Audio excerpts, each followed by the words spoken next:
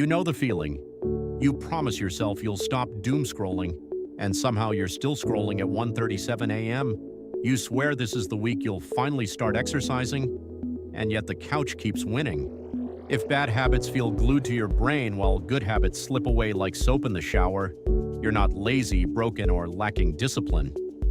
Your brain is literally wired this way. Today we're breaking down why bad habits are so stubborn, and more importantly, how to finally tip the odds in your favor. Part 1. Your brain loves efficiency, even when it hurts you. Let's start with a simple truth. Your brain is lazy, not in a bad way, in an energy-saving way.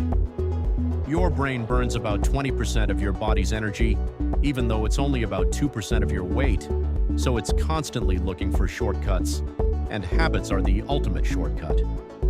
When you repeat a behavior enough times, whether it's biting your nails, checking your phone, or going for a run, your brain builds a neural pathway that basically says, "Cool, we've done this before, let's automate it."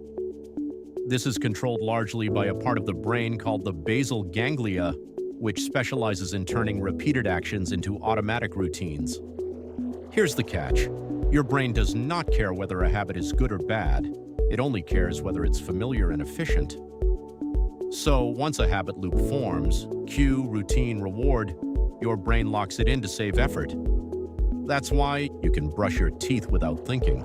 You can unlock your phone without looking, and you can open Instagram before you even realize you picked up your phone. Bad habits stick because they've become cheap for your brain to run. Good habits, still expensive. Part 2. Bad habits. Pay immediately. Good habits don't. Now here's the real villain of the story: time delay. Your brain is heavily biased toward immediate rewards. Psychologists call this temporal discounting, which is a fancy way of saying your brain massively overvalues rewards you get right now. Let's compare. When you eat junk food, reward immediate. Taste immediate. Dopamine immediate. When you exercise, reward delayed. Visible results very delayed. Soreness immediate. See the problem? Bad habits usually come with fast dopamine hits, social media to instant novelty, sugary food to instant pleasure, procrastination to instant relief. Good habits, on the other hand, are investment behaviors. They pay off later, much later, and your brain is not patient. From an evolutionary standpoint, this makes sense. For most of human history, survival depended on grabbing rewards immediately, food, safety, opportunities, because the future wasn't guaranteed. But in the modern world, this wiring works against us. It's why watching one more episode feels irresistible. Skipping the gym feels harmless. Starting the hard thing feels unusually painful. Your brain is basically saying, "Why suffer now for a reward I can't eat today?" Until you understand this, habit change feels like a personal failure when it's actually a biological tug-of-war. Part 3. Environment beats willpower every single time. Here's the part most people don't realize. Bad habits aren't just inside your brain, they're built into your environment. Look around your daily life. Your phone is always within reach. Snacks are visible in the kitchen. Streaming platforms autoplay the next episode. Social apps are engineered to keep you hooked.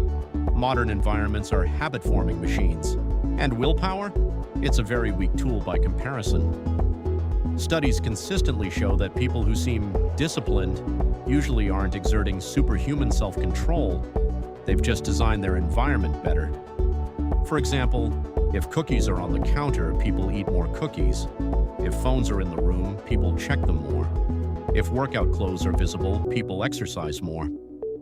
Your brain is extremely cue-driven. Remember the habit loop: cue, routine, reward. Most bad habits fire automatically because the cues are everywhere. That's why breaking bad habits feels so hard. You're not just fighting yourself, you're fighting your wiring, your reward system, and your entire environment. No wonder it feels like an uphill battle. So what actually works? Here's the good news. Once you understand what's really happening, habit change becomes much more manageable. 3 quick takeaways. 1. Make bad habits harder to access. Add friction, move the apps, hide the snacks, change the environment. 2. Make good habits ridiculously easy to start. Shrink the habit.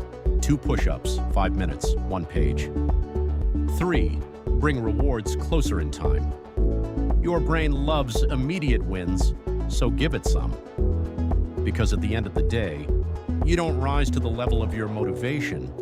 You fall to the level of your systems. If this video made you rethink your habits, hit like and subscribe to follow No Better Lab, and tell me in the comments, what's one habit you're trying to change right now? Because the more you understand your brain, the more you can finally work with it instead of against it. See you in the next one.